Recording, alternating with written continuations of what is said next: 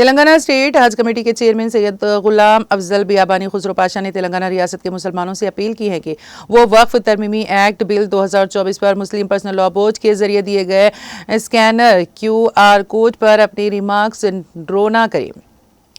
انہوں نے خاص طور پر نوجوانوں سے اپیل کی ہے کہ وہ فون کا استعمال کرتے ہوئے وقف ترمیمی ایکٹ بل 2024 کے خلاف بڑھ چڑھ کر اپنے رد عمل کا اظہار کریں۔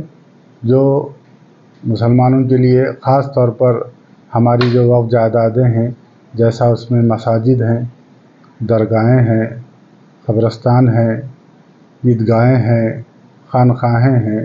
یہ سب پر وہ بل افیکٹ کرے گا، کیونکہ اسلام میں وقف کی ایک شرعی حیثیت ہے۔ وقف میں مداخلت گویا شریعت میں مداخلت کے مماثل ہے، تو اس کو تباہ کرنے کے لیے ایک سازش کی جا رہی ہے، جس کے اندر مسلم پرسنل لا بورڈ نے ایک QR کے کوڈ اس کے اندر آپ لوگوں کو کئی لوگوں کے بیچ میں آیا ہے۔ سب سے خواہش کرتا ہوں کہ اس کے اندر جا کر جو ہے اپنی رائے جو ہے اس کے اندر درج کرائیں۔ وہ رکھ سکتے ہیں کہ ہم اس کی مخالفت کرتے ہیں، خاص طور پر ڈسٹرکٹ تلنگانہ درگاہ ایسوسی ایشن کے صدر کی حیثیت سے یہاں کے مقامی سجادگان، متولیان جو مستند درگاہ شریفوں کے ہیں، سب نے مخالفت کی ہے کہ یہ بل ہمارے لیے بہتر نہیں ہے،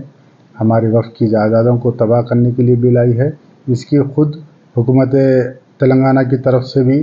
اس کی مخالفت میں ایک میمورنڈم پیش کیا گیا ہے۔